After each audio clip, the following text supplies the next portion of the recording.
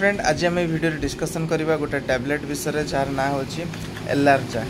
तो allergy condition पर व्यवहार कराए जो आपण बॉडी रे एलर्जी हुए आप देखिए रेड कलर आसी जाए माने रेड रेड हो जाए बॉडी रे विभिन्न जगह चकटा चकटा हो फली जाए आपन को सही भाया जो सीवियर कंडीशन हुए से लिवोसेट्रोजिन न देकी से कौन हुए ना फेक्सोफेनाडिन जहाँ भीतर यार कंपोजिशन अच्छे एलर्जार कंपोजिशन 120 mg दि जाए। तो मेनली डॉक्टर प्रेस्क्रिप्शन माने डॉक्टर को द्वारा प्रेस्क्राइब कर सारापर मेडिसिन को नवा कथा ए मेडिसिन दिन में 2टा नहीं पारे जी अति सीवियर कंडीशन अच्छी ना गोटे ना भी चलो खाली पेटे खाइबे।